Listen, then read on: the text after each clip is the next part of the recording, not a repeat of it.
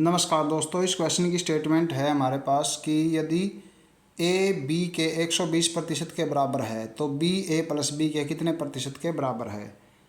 तो जैसे अगर हम ए और बी की वैल्यू मानना चाहते हैं तो क्या मानना पड़ेगा। इसने बी का 120% निकालने के लिए कहा है, तो बी अगर हम 100 मान लेते हैं तो 100 का 120% कितना आता है। 100 का 120% 120 ही आएगा। तो ए की वैल्यू हमारी 120 लिखी जाएगी।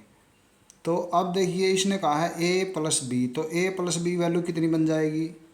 ए प्लस बी में इन दोनों का योग हम लिख देंगे, प्लस हम लिख देंगे 220। तो अब इसने पूछा है बी ए प्लस बी के कितने प्रतिशत के बराबर है। तो जैसे इसके लिए फार्मूला रहेगा बी के नीचे ए प्लस बी और मल्टीप्लाई में 100।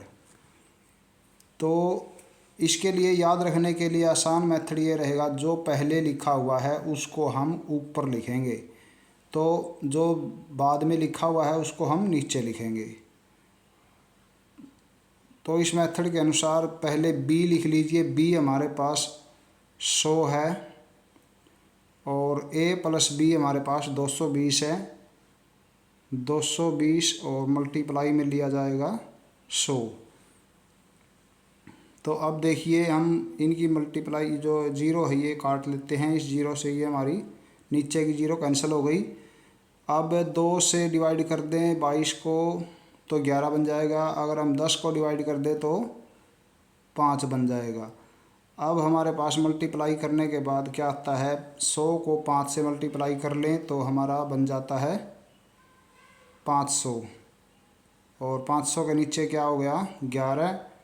तो अब हम 500 को 11 से डिवाइड करके हमारा आंसर ज्ञात करते हैं। तो 500 के डिवाइड में 11 हो तो 11 चौके 44 हो जाएगा और हमारे पास 6 बच जाएगा। तो 11 पंजे 55 आ जाएगा और हमारा 5 नीचे बच जाएगा। तो 45 सही 5/11। तो ये हमारा आंसर बन गया 45 सही 5/11%। तो ये हमारे पास ऑप्शन दिया गया है, ऑप्शन डी दिया है, ये हमारा सी दिया गया है। तो ऑप्शन सी हमारा इस क्वेश्चन का सही जवाब बन जाता है। धन्यवाद।